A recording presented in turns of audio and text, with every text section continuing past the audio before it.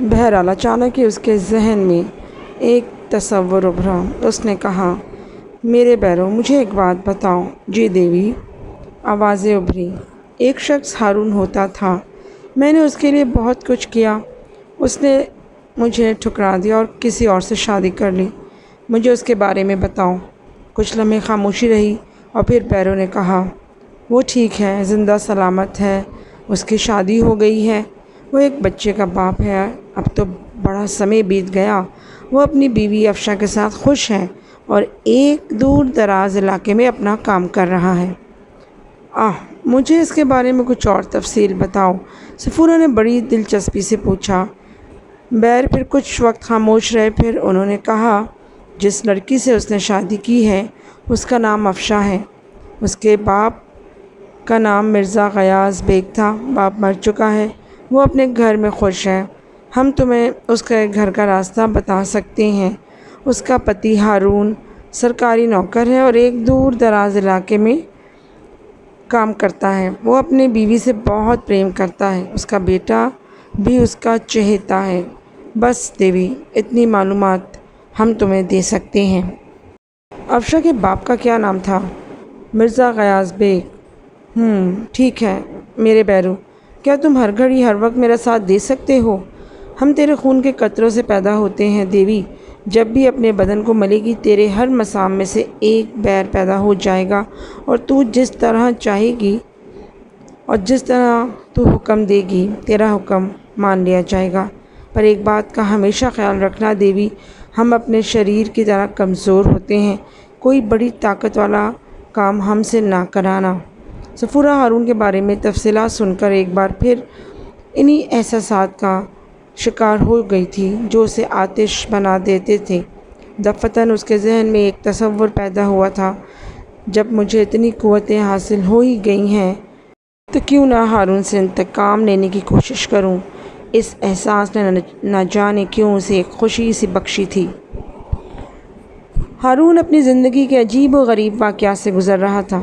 بابا جلالی کے بارے میں معلومات حاصل ہونے کے بعد اس کے دل میں بابا جلالی کے لیے بڑی عقیدت پیدا ہو گئی تھی۔ چنانچہ دوسرے ہی دن وہ بابا جلالی کے مزار پر پہنچ گیا اور بڑی عقیدت سے وہاں فاتح خوانی کی۔ کامران بھی اس کے ساتھ ہی تھا۔ واپسی پر کامران نے کہا، حقیقت یہ ہے ہارون صاحب کہ ویسے تو ہم نے بہت سی جگہوں پر سروے کا کام کیا ہے اور بڑے بڑے دلچسپ واقعات سے ہمارا واسطہ پڑا ہے، لیکن یہاں اس علاقے میں جو کچھ ہو رہا ہے وہ واقعی کمال کی بات ہے۔ یار، ساری باتیں اپنی جگہ، میری تو ڈبل شادی ہو گئی۔ ہارون نے ہنستے ہوئے کہا، ویسے ایک بات بتاؤں سر، چندر بدن ہے بہت خوبصورت، ہاں، لیکن صرف ایک خواب، ایک کہانی۔ ہارون نے کہا، پتہ نہیں اس کا ماضی کیا ہے، کوئی بات ابھی تک کھل کر سامنے نہیں آئی۔ اچھا ایک بات بتائیں، کیا آپ کے دل میں یہ خیال ابھرتا ہے کہ چندر بدن کے بارے میں معلومات حاصل کی جائیں؟ ہاں، کیوں نہیں، ہارون نے کہا، تجسس تو انسان کی فطرت کا ایک حصہ ہوتا ہے۔ میں سوچتا ہوں کہ آخر وہ میری جانب کیوں متوجہ ہوئی، کیا میری زندگی کا کوئی راستہ اس کی سمت جاتا ہے؟ واقعی بالکل سنجیدگی سے سوچنے والی بات ہے، اور اگر ایسا ہے تو آپ کا ماضی کیا ہے؟ خیر، یہ بات تو ہمارا ایمان ہے کہ ہندو عقیدے کے مطابق اواگون کی کہانیاں ہوتی ہیں، وہ صرف کہانیاں ہی ہوتی ہیں، ان کا حقیقت سے کوئی تعلق نہیں ہوتا۔ چنانچہ یہ بات تو تصور میں نہیں لا جا سکتی کہ ماضی میں کوئی آپ کا جنم ہوا ہوگا۔ لا حول ولا قوت، یہ تو بڑی احمقانہ سوچ ہے۔ وہ دونوں اس طرح کی باتیں کرتے رہے۔ کامران خود حیرت کا شکار تھا۔ اس نے ہنستے ہوئے کہا، سر آپ تو ویسے بھی شادی شدہ ہیں، میں ایک غیر شادی شدہ شخص اگر ایسی حسین روح کے جال میں پھنستا تو میرے لیے تو بہت بہتر تھا۔ اس وقت تو ہوا کھسک جاتی ہے تمہاری جب تم… بس جناب، ایسی خوفناک واقعات کا تذکرہ مت کریں۔ ویسے رام گلزاری کا کیس بھی بڑا عجیب ہے، ہر بات ہی عجیب ہے، جدھر دیکھو جدھر غور کرو ایک دم سے ذہن گھوم جاتا ہے۔ اور ایک بات بالکل سچ بتاؤں آپ کو؟ کامران بے تکلفی سے بولا۔ ہاں بتاؤ، ہارون نے بولا۔ خدا کی قسم، خوف بھی محسوس ہوتا ہے، لیکن ان واقعات میں ایسی دلکشی ہے کہ ان سے دور جانے کو دل بھی نہیں چاہتا۔ ہارون کسی گہری سوچ میں ڈوب گیا تھا۔ بہرحال اسے افشا سے محبت تھی، اپنے بیٹے اشر کو بھی وہ زندگی کی طرح چاہتا تھا، لیکن انسان تو انسان ہی ہوتا ہے۔ چندر بدن کا خیال اس کے ذہن پر اچھی خاصی گرفت قائم کر چکا تھا۔ چنانچہ اس رات بھی وہ بہت دیر تک اپنے خیمے میں بستر پر لیٹا چندر بدن کے بارے میں سوچتا رہا۔ کیا ہی بھیانک واقعات تھے۔ پازیبیں کیسا عجیب اور غریب رخ اختیار کر گئی تھی۔ وہ خوفناک شخص گجراج۔ ہارون کا دل چاہتا تھا کہ وہ ان تمام واقعات کی تہہ میں اتر جائے، لیکن ظاہر ہے یہ اس کے بس کی بات نہیں تھی۔ رات کے غالباً 10:10 ہوئے تھے۔ اچانک اس کے کانوں میں چھن کی ایک آواز ابھری۔ وہ نیم غنودگی کی کیفیت میں تھا، لیکن ایک دم سے اس کی آنکھ کھل گئی۔ دماغ نے کام کرنا شروع کر دیا۔ کہیں یہ خیالات کا نتیجہ تو نہیں، یہ کوئی وہم تو نہیں، لیکن چھن چھن چھن کی آواز 3 بار پھر ابھری۔ تو وہ پھرتی سے اپنی جگہ سے کھڑا ہو گیا۔ آواز باہر سے آ رہی تھی۔ ممکن ہے دوسرے نے بھی اس آواز کو سنا ہو۔ وہ باہر نکل آیا اور چاروں طرف دیکھنے لگا۔ پھر دور ڈھلانوں کے پاس اسے چندر بدن کا سایہ نظر آ گیا اور وہ بے اختیار ہو گیا۔ اس کا ہاتھ اٹھا، اس نے چیخ کر چندر بدن کو آواز دینے کی کوشش کی، لیکن آواز اس کے حلق سے نہ نکل سکی۔ البتہ اس نے محسوس کیا کہ اس کے قدم خود بخود آگے بڑھ رہے ہیں، جیسے کوئی مشینی عمل انہیں متحرک کر رہا ہو۔ چندر بدن کا سایہ اس سے آگے چلتا ہوا ڈھلانوں میں اتر گیا اور خود ہارون بھی ان ڈھلانوں کی جانب چل پڑا۔ چندر بدن آگے آگے جا رہی تھی۔ پھر پہلی بار اس کے منہ سے نکلا، رک جاؤ چندر بدن، رک جاؤ۔ چندر بدن نے پلٹ کر اسے دیکھا۔ چاند سا چہرہ، ہونٹوں پر مسکراہٹ، آنکھوں کی گہرائیوں میں جھیل کی گہرائیاں۔ کس قدر حسین وجود رکھتی تھی وہ۔ اس میں کوئی شک نہیں کہ اس کا انتہائی متناسب بدن شاخوں کی طرح ہچکولے لیتا ہوا تھا۔ اتنی خوبصورت بدن بہت کم دیکھنے کو ملتے ہیں۔ سڈول پاؤں جو تیز رفتاری سے آگے بڑھ رہے تھے۔ ہارون ان قدموں پر نگاہیں جمائے آگے بڑھتا رہا اور نہ جانے کتنا فاصلہ طے ہو گیا۔ یہ سب کچھ بے خودی کے عالم میں ہوا تھا۔ اچانک ہی چھن چھن کی وہ آواز رکی اور اس کے بعد چندر بدن نگاہوں سے دور ہو گئی۔ ہارون کو ایک دم جیسے ہوش سا آ گیا۔ وہ بھٹکی نگاہوں سے ادھر ادھر دیکھنے لگا اور اطراف کا جائزہ لینے لگا، اور پھر کافی فاصلے پر اسے روشنی نظر آئی۔ اس وقت ہارون کے ذہن میں کوئی خاص تصور نمودار ہو گیا تھا، بس ایک ہوش اور بے ہوشی کا عالم تھا۔ چنانچہ اس کے قدم اس روشنی کی جانب بڑھ رہے تھے۔ یہ اندازہ بھی نہ ہو سکا کہ وہ کتنا فاصلہ طے کر کے وہاں تک پہنچا ہے۔ روشنی آہستہ آہستہ قریب آتی جا رہی تھی اور اس کے ساتھ ساتھ ہی سازوں کے بجنے کی آوازیں ابھرنے لگی تھیں۔ جوں جوں اس کے قدم آگے بڑھ رہے تھے، سازوں کی آواز تیز ہوتی جا رہی تھی۔ غالباً رقص و موسیقی کا کوئی منظر تھا۔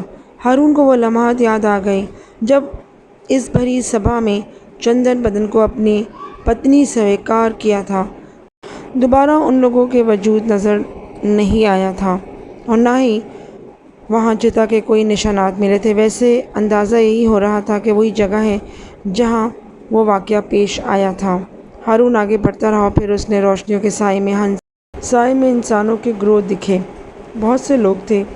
قریب و جوار میں چھوٹے چھوٹے ڈیرے لگے ہوئے تھے، خاص قسم کے خیمے جو گھاس پھوس اور پھٹے پرانے کپڑوں سے بنائے گئے تھے۔ ان سے کچھ فاصلے پر انسانوں کا مجمع گھیرا بنائے ہوئے کھڑا تھا۔ موسیقی کی آواز وہیں سے ابھر رہی تھی اور اس کے ساتھ ہی گھنگروؤں کی چھنا چھن۔ ہارون آگے بڑھا اور تھوڑی دیر کے بعد وہ وہاں پہنچ گیا۔ کسی نے اس کی جانب توجہ نہیں دی تھی۔ اس نے اپنے لیے جگہ بنائی اور درمیان میں دیکھنے لگا۔ وہ رقص کر رہی تھی۔ ہاں، یہ وہ چندر بدن ہی تھی جس کے ہونٹوں پر ایک ملکوتی مسکراہٹ پھیلی ہوئی تھی۔ آنکھوں میں جیسے چاند اتر آئے تھے۔ وہ اپنی چمکدار آنکھوں سے ماحول کا جائزہ لیتے ہوئے ایک انتہائی ہیجان خیز رقص کر رہی تھی۔ گھنگروؤں کی چھنکار ایک سما बांधे हुए थे और उसकी छनाछन जारी थी। वो लहरें ले रही थी। यूँ लगता था जैसे वो अपना रक्स दिखाने के लिए हारून को उसके खेमे से यहाँ तक लाई हो। हारून उसे देखने लगा। उस वक्त सब कुछ उसके जहन से निकल गया था। चंदन बदन उसके होश और हवास पर छाई जा रही थी। किस कदर हसीन थी वो, कितनी प्यारी थी। क्या ज़िंदगी में कभी उसके हसूल की ख्वाहिश की जा सकती है? वो सोच रहा था। रक्स जारी था। वो नाचे जा रही थी। कितनी बार उसकी आंखें हारून की जानिब उठी थी और यूँ लगा था जैसे वो बहुत ही प्यार भरी निगाहों से हारून को देख रही हो। फिर अचानक ही कुछ हल्की हल्की आवाज़ें बुलंद हुईं और बड़े बड़े दफ बजना बंद हो गए। एकदम से गहरा सकूत छा गया था, लेकिन उस गहरे सकूत में घोड़े की टापों की आवाज़ें बुलंद हो रही थीं। कोई आ रहा था। सबकी निगाहें मुड़ गईं। रात की तारीक अंधेरों में चंद घोड़सवार उस तरफ आते हुए नजर आ रहे थे और फिर थोड़ी देर के बाद वो करीब आ गए। चंदन बदन नाचते नाचते रुक गई और दूसरों की तरह उन घोड़ सवारों की तरफ देखने लगी। हारून खुद भी उनकी जानिब मुतवज्जा हो गया था। कोई 12-15 अफराद थे जो घोड़ों से नीचे उतर आए। उनके जिस्मों पर कीमती लिबास थे।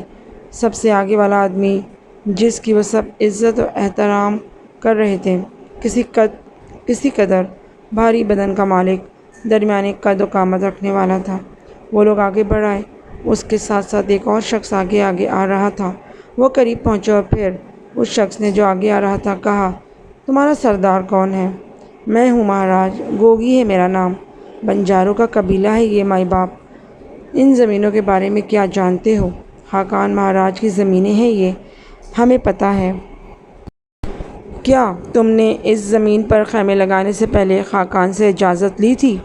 नहीं महाराज, हम तो बस यहाँ कुछ रातों के मेहमान हैं। किसी एक जगह के कब होते हैं। हमारे साथ सभी अच्छा सलूक करते हैं क्योंकि हम किसी को नुकसान नहीं पहुँचाते। मैं कहता हूँ कि खाकान की ज़मीनों पर ख़ैमे लगाने से पहले तुमने खाकान से इजाज़त ली? नहीं महाराज। क्यों? बताएं ना महाराज। आप हुक्म देंगे तो हम सुबह ये ख़ैमे उठा देंगे। ये खाकान है। आगे वाले शख्स ने भारी बदन वाले शख्स की तरफ इशारा करके कहा, जय हो महाराज की। महाराज के चरणों की धूल हैं हम। बस यहाँ डेरा लगाया है। आप जब हुक्म करेंगे चले जाएंगे, और अगर हुक्म देंगे तो अभी चले जाएंगे या फिर कुछ दिन ठहर जाएंगे। खाकान ने निगाहें घुमाई और फिर उसकी नज़रें चंदन बदन पर जाकर रुक गईं। ये कौन है?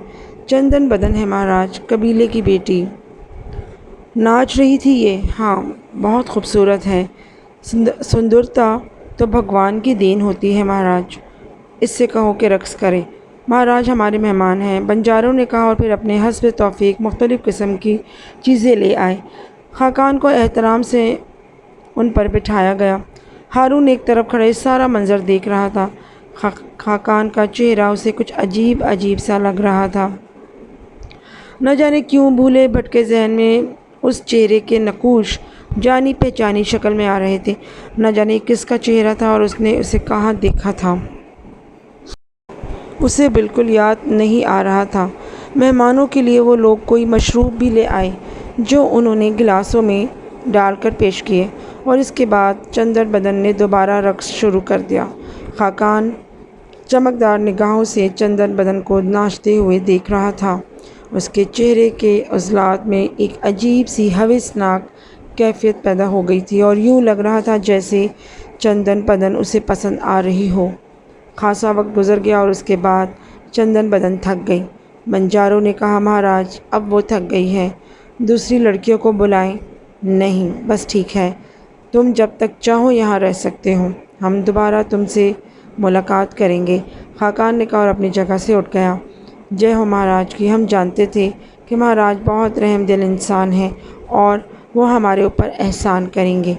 तुम्हें अगर किसी चीज़ की ज़रूरत हो तो साहिबपुर के मशरक़ी इलाके में हमारी हवेली है, वहाँ किसी को भेज देना। जय हो महाराज की। हम आपके शुक्रगुजार हैं। खाकान अपने घोड़े पर सवार हुआ तो बाकी लोग भी अपने अपने घोड़ों पर सवार हो गए और इसके बाद वो वापस पलट गए। लेकिन जैसे ही वापस पलटे, गुजरात, जिसे हारून जानता था, किसी कोने से निकल आया। ہارون اسے دیکھ کر چونک پڑا۔ گجراج کا چہرہ غصے سے سرخ ہو رہا تھا۔ اس نے آ کر سردار گوگی کے سامنے زور سے پاؤں زمین پر پٹکا اور بولا، سردار، آپ نے اس شخص کو اتنی اہمیت کیوں دی؟ تو کہنا کیا چاہتا ہے گجراج؟ آپ تو تجربے کار ہیں سردار مہاراج، آپ نے دیکھا نہیں کہ اس آدمی کی آنکھوں میں کس قدر حوث کی چمک تھی؟ تو کچھ زیادہ ہی نہیں بولنے لگا گجراج؟ مہاراج، پریم کرتا ہوں میں اس سے، جان دیتا ہوں اس پر۔ اگر آپ کی بیٹی ہوتی تو دیکھتا کہ کس طرح آپ کسی کے کہنے پر اسے نچاتے ہیں۔ گجراج، بدتمیزی کر رہا ہے تو سردار سے، ایک آدمی نے غصیلے لہجے میں کہا۔ تو کاٹ دو میری گردن، مار دو مجھے، ختم کر دو، پر یہ نہیں ہو سکتا، بالکل نہیں ہو سکتا۔ نہیں نہیں، کچھ مت کہو اسے، پاگل ہو گیا ہے یہ۔ اگر پاگل نہ ہوتا تو اس طرح میرے منہ کو تو نہ آتا۔ ارے پاگل، ہم لوگوں کو یہاں کچھ سمے گزارنا ہے، اور اگر اس کے کہنے پر وہ ناچ لی تو کیا ہو گیا؟ سردار نے بولا۔ اچھا نہیں ہوا یہ مہاراج، اچھا نہیں ہوا۔ گجراج بولا، چل دیکھیں گے، سوچیں گے، معلوم کریں گے کہ وہ کہتا کیا ہے۔ ایک بات ہم آپ سے کہہ دیتے ہیں مہاراج، پران دے دیں گے، اپنا جیون وار دیں گے چندر بدن پر 1000 بار، پر کسی اور کے ہاتھوں میں نہیں جانے دیں گے اسے۔ خود چندر بدن کیا تجھ سے پریم کرتی ہے؟ ہم نہیں جانتے مہاراج، ہم اس پر قبضہ نہیں جمانا چاہتے۔ وہ اگر اپنی پسند سے کسی کو سویکار کر لے گی تو ہم اس کا راستہ نہیں روکیں گے، پر ایسا بھی نہیں ہونے دیں گے کہ اس کے ساتھ کہ جس کا من چاہے اسے اٹھا کر لے جائے۔ وہ تو ٹھیک ہے، پر اچھا خیر دیکھیں گے کہ وہ کہتا کیا ہے۔ چلو رے چلو، اٹھاؤ اپنا تام تباڑا، اٹھاؤ۔ اور پھر وہ لوگ آہستہ آہستہ منتشر ہونے لگے۔ ہارون پاگلوں کی طرح کھڑا ان لوگوں کو جاتے دیکھتا رہا۔ حیرت کی بات یہ تھی کہ کسی نے اس کی طرف کوئی توجہ نہیں دی تھی۔ ایسا لگتا تھا جیسے وہ اس کے وجود سے واقف ہی نہ ہوں۔ یہاں تک کہ ایک ایک افراد اپنے اپنے خیموں میں چلے گئے۔ صرف چندر بدن تھی جو ایک طرف سر جھکائے خاموش بیٹھی ہوئی تھی۔ جب آخری آدمی بھی اس جگہ سے ہٹ کر اپنے خیمے میں داخل ہو گیا تو چندر بدن نے گردن اٹھائی، مسکرا کر اس کی طرف دیکھا، ہنسی اور اپنی جگہ سے کھڑی ہو گئی۔ پازیب کی چھنکار آہستہ آہستہ ہارون کی جانب بڑھ رہی تھی۔ پھر وہ ہارون کے بالکل قریب پہنچ گئی۔ ہارون سحر زدہ نگاہوں سے اسے دیکھ رہا تھا۔ آؤ چلتے ہیں یہاں سے، اس کی مترنم آواز ابھری اور وہ آگے بڑھ گئی۔ ہارون اس کے ساتھ ساتھ چل پڑا۔ یہاں سے کہانی کا آغاز ہوا تھا۔ چلتے چلتے اس نے کہا۔ ہارون چونک کر اسے دیکھنے لگا، پھر اس کی آواز ابھری، کون سی کہانی کا؟ چندر بدن کی ہنسی ہوئی آواز سنائی دی اور وہ آگے بڑھتی رہی۔ پھر اس نے کہا، جو ابھی آگے بڑھے گی؟ کیا مطلب؟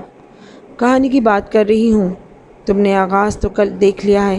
بنجارے تھے ہم لوگ، صاحب پور تو ہماری آبادی بھی نہیں تھی، ہم نے تو یہاں عارضی طور پر ڈیرے لگائے تھے۔ تو پھر کیا ہوا؟ اس نے رک کر ہارون کی آنکھوں میں دیکھا۔ نہ جانے کیا کیا کہانیاں اس کی آنکھوں میں تڑپ رہی تھی۔ ہارون اس کے آگے بولنے کا منتظر رہا، لیکن وہ آگے بڑھ رہی تھی اور اس کے بعد مسلسل خاموشی ہی طاری رہی۔ پھر وہ ایک جگہ رکی تو ہارون کو احساس ہوا کہ وہ اپنے خیموں کے پاس ہے۔ وہ چونک کر ادھر ادھر دیکھنے لگا اور پھر بولا، تم نے آگے بات نہیں بتائی؟ چندر بدن پھر ہنس پڑی۔ اس کی ہنسی بے حد خوبصورت تھی، بس یوں لگتا تھا جیسے ستارے جھلملا اٹھے ہوں۔ ہارون کے قدم مسلسل آگے بڑھ رہے تھے۔ اچانک وہ رک گئی اور پھر بولی، تم جاؤ۔ اور تم؟ میں واپس جاتی ہوں، آؤ میرے ساتھ تھوڑی دیر بیٹھو۔ نہ جانے کس طرح یہ الفاظ ہارون کے منہ سے نکل گئے۔ تو ادھر سے گھوم کر چلو، چندر بدن بولی۔ کیوں؟ ادھر سے کیوں نہیں چل رہی؟ ادھر پاک سرکار ہیں۔ کون؟ پاک سرکار؟ اس نے انگلی سے اشارہ کیا اور ہارون کی نگاہیں جلالی بابا مزار کی طرف اٹھ گئیں۔ اس نے حیرت سے چندر بدن کو دیکھا۔ چندر بدن بولی، وہ پاک ہیں، ہم گندے، ہم ادھر سے نہیں جا سکتے۔ 40 میں ان کی پاک خوشبو تیرتی پھرتی ہے، ادھر سے گھوم کر چلو۔ تم انہیں جانتی ہو؟ وہ کون ہیں؟ بابا جلالی، وہ بولی، ہم انہیں پاک سرکار کہتے ہیں، آؤ ادھر سے آؤ۔ چندر بدن نے کہا اور ہارون کچھ قدم آگے بڑھ گیا، لیکن پھر اچانک اس نے تھوڑے فاصلے پر کسی سائے کو دیکھا اور چونک پڑا۔ اسی وقت کامران کی آواز ابھری، سر یہ آپ ہیں؟ ہارون نے گھبرا کر چندن بدن کی طرف دیکھا، لیکن چندن بدن کا وہاں وجود نہ تھا۔ اس نے چاروں طرف نگاہیں دوڑائیں۔ اتنی دیر میں کامران اس کے پاس پہنچ گیا تھا۔ خیریت سر، کیا نیند آ رہی ہے؟ یہاں کیا کر رہے ہیں آپ؟ ہارون پاگلوں کی طرح گھوم گھوم کر چاروں طرف دیکھ رہا تھا۔ جو واقعات پیش آئے تھے وہ بڑے حیران کن تھے، لیکن تعجب کی بات اس لیے نہیں تھی کہ چندن بدن کے بارے میں اسے سب کچھ معلوم ہو چکا تھا۔ نہ جانے کیوں اس وقت اس نے نہیں چاہا کہ کامران کو ساری تفصیل بتائے۔ ایک تھکا تھکا سا احساس اس کو اپنے وجود پر مسلط لگا۔ کامران کے سوال کے جواب میں اس نے کہا، ہاں کامران۔ آنکھ کھل گئی تھی۔ ایک عجیب سی وحشت نے گھیر لیا تھا۔ خاص بات نہیں ہے، بس ٹھنڈی ہوا میں سانس لینے نکل آیا تھا۔ آئیے بیٹھ کر باتیں کریں۔ نہیں، بہت دیر سے باہر ہوں، لیٹنا چاہتا ہوں، پلیز۔ جی سر، جیسے آپ کہیں، کامران نے جواب دیا اور پھر ہارون کو اس کے خیمے تک چھوڑنے آیا۔ ہارون خیمے میں جا کر لیٹ گیا۔ اس نے بستر پر لیٹ کر آنکھیں بند کر لیں۔ اس کا ذہن بری طرح چکرا رہا تھا۔ میرے خدا، یہ سب کچھ کیا ہے؟ وہ لوگ کون تھے؟ اس کے بعد کیا ہوا؟ یہ کب کی کہانی ہے، حال کی یا ماضی کی؟ اور اگر یہ کہانی ماضی سے کوئی تعلق رکھتی ہے تو پھر اس کہانی سے میرا کیا واسطہ؟ خیمے میں نہ جانے وہ کتنی دیر لیٹا، یہی سوچتا رہا۔ بات آگے بڑھتی جا رہی ہے۔ ہونا تو یہ چاہیے تھا کہ میں یہ کام چھوڑ دوں اور یہاں سے نکل جاؤں۔ پتہ نہیں آگے کون سی مصیبتیں میرا انتظار کر رہی ہیں۔ افشاں اشر میری زندگی کا حصہ ہیں۔ کہیں ایسا نہ ہو کہ میں کسی الجھن میں پھنس جاؤں اور مجھے کوئی دقت ہو جائے۔ ایک عجیب سا خوف ہارون کے دل پہ طاری ہو گیا۔ پھر نیند نے ہی اس کی ان سوچوں کو ختم کیا تھا۔ صفورہ کے والدین نے ٹنڈن گوپال کے خطرے کو محسوس کر لیا تھا۔ وہ ملازموں کے بیانات سے سخت پریشان تھے۔ خود صفورہ کی والدہ نے صفورہ کی نگرانی شروع کر دی تھی۔ وہ یہ اندازہ لگانے کی کوشش کر رہی تھیں کہ صفورہ جو کچھ کہہ رہی ہے یا اس کے بارے میں جو کچھ کہا جا رہا ہے، اس میں کچھ صداقت ہے یا نہیں۔ یہ بات تو خیر اس کے علم میں بھی آ چکی تھی کہ ٹنڈن گوپال نے وہاں کالے جادو کا مرکز کھولا ہوا تھا اور وہ لوگوں کو کالا جادو سکھا رہا تھا۔ صفورہ بھی کسی نہ کسی طرح اس کے جال میں پھنس گئی تھی، لیکن اس کے بعد نوبت یہاں تک پہنچ جائے گی، اس کا کوئی تصور بھی نہیں تھا۔ بہرحال طاہر علی صاحب ابھی اپنے معاملات سلجھانے میں مصروف تھے۔ بہت بڑا کاروبار پھیلا ہوا تھا یورپ بھر میں، اسے سمیٹنا بھی اتنا آسان نہیں تھا۔ چنانچہ وہ ابھی یہاں نہیں پہنچے تھے اور ساری ذمہ داری نیرہ بیگم ہی کے سر تھی۔ صفورہ نے ماں سے کہا، ماما، آپ کہتی ہیں یہ ہمارا وطن ہے، میں بھی جانتی ہوں، پر آپ نے ابھی تک مجھے باہر نکلنے کی اجازت نہیں دی۔ بیٹا، میں نے یورپ میں آپ کو پابند نہیں کیا تھا تو یہاں کیوں کروں گی؟ بس بات اتنی سی ہے کہ ابھی آپ یہاں سے اجنبی ہیں۔ اجنبیت تو دور کرنا ہی ہوگی ماما۔ ہاں، نکل جایا کرو، کوئی حرج نہیں ہے، بلکہ میری رائے ہے ڈرائیور کو ساتھ لے لیا کرو۔ ماما، آپ جانتی ہیں کہ میں نے ڈرائیور کا جھگڑا کبھی نہیں پالا، اور آپ یہ بھی جانتی ہیں کہ میں بے وقوف نہیں ہوں، جہاں بھی جاؤں گی آرام سے گھر واپس آ جاؤں گی۔ ماں کی اجازت سے صفورہ کار لے کر نکل گئی، لیکن اس کی سمجھ میں نہیں آ رہا تھا کہ وہ کہاں جائے۔ وہ سارے شہر میں بھٹکتی رہی اور پھر اسی رات واپسی کے بعد اس نے اپنے کمرے میں بیرو کو بلایا۔ میں تم سے معلوم کرنا چاہتی ہوں کہ کیا یہاں کوئی کالے جادو کا مرکز ہے؟ جے مہاشری، یہاں مرکز تو کوئی نہیں ہے کیونکہ یہ اسلامک ملک ہے، مگر برے لوگ کہاں نہیں ہوتے۔ ایک دو نام ہیں ایسے کا جہاں کالے جادو کا زور ہوتا ہے، خاص طور سے ایک ہے جو یہاں مہاشے داور کہلاتا ہے۔ اس کا کوئی دین دھرم نہیں ہے، وہ لوگوں سے پیسے لے کر کالا جادو کرتا ہے، تھوڑا بہت علم جانتا ہے وہ۔ اگر تم چاہو تو وہاں جا سکتی ہو، مجھے پتہ بتاؤ اس کا۔ آگے چلی جاؤ دیوی، جہاں ایک شمشان گھاٹ ہے جہاں ہندو اپنے مردے جلایا کرتے ہیں۔ شمشان گھاٹ کے دوسرے سرے پر ٹوٹے مندر کے نام سے ایک جگہ موجود ہے، بس اسی ٹوٹے مندر میں مہاشے داور رہتا ہے۔ صفورہ نے اس کا پورا پتہ معلوم کر لیا۔ بہرحال اس کے اندر بہت سی تبدیلیاں رونما ہو چکی تھی۔ مذہب تو دل سے نکل ہی گیا تھا۔ کالے جادو کے اثرات نے اسے بالکل غلط راہ پہ چلا دیا تھا۔ ٹنٹن کو پال نے جو غلاظتیں اس کے وجود میں اتاری تھیں، انہوں نے اس کے سارے خون کو گندا کر دیا تھا، اور اب اس خون میں غلاظت کے کیڑے کلبلا رہے تھے۔ برائی ہمیشہ حسین ہوتی ہے۔ سفورہ کے نقوش بھی نکھر گئے تھے اور وہ بہت جاذب نظر آنے لگی تھی۔ بیرو سے پتہ معلوم کر کے وہ دوسرے دن مہاشید داور کے ڈیرے پر پہنچ گئی۔ بڑی بھیانک جگہ تھی۔ سر شام وہاں پہنچی تھی۔ شمشان گھاٹ میں 2 مردے جل رہے تھے، لوگ کھڑے اشلوک پڑھ رہے تھے۔ اس نے ادھر ادھر نگاہیں دوڑائیں۔ چرند پرند فضا میں اڑ رہے تھے۔ اسے یہ چرند بہت اچھے لگے۔ وہ آگے بڑھے، فاصلے طے کرتی ہوئی ٹوٹے مندر کے پاس پہنچ گئی۔ ٹوٹا مندر واقعی ٹوٹا مندر تھا۔ دیواریں گری ہوئی تھیں، لیکن جب وہ اندر داخل ہوئی تو مندر کافی صاف ستھرا نظر آیا۔ ایک بڑا سا چبوترا تھا جس پر کنواں بنا ہوا تھا۔ کنویں پر ڈول اور رسی لگی ہوئی تھی۔ سامنے ہی دالان جیسی جگہ تھی۔ اس کے عین سامنے کالی دیوی کا مجسمہ تھا۔ کسی انسان کا وہاں کوئی اتا پتہ نہ تھا۔ وہ اندر داخل ہو گئی اور اس مجسمے کے سامنے جا کھڑی ہوئی۔ ایک لمحے کے لیے وہ اسے دیکھتی رہی اور ایسا لگا جیسے یہ مجسمہ ہنس رہا ہو۔ ہنسی کی آواز بھی اس کے کانوں میں گونجی تھی۔ اسے قدموں کی آواز سنائی دی اور ایک لمبے تڑنگے بدن کا آدمی سامنے آتا نظر آیا، جس کے بال بہت بڑے بڑے تھے۔ اوپری جسم ننگا تھا، نچلے جسم پر دھوتی بندھی ہوئی تھی۔ وہ آہستہ آہستہ آگے بڑھا اور اس کے قریب پہنچ گیا۔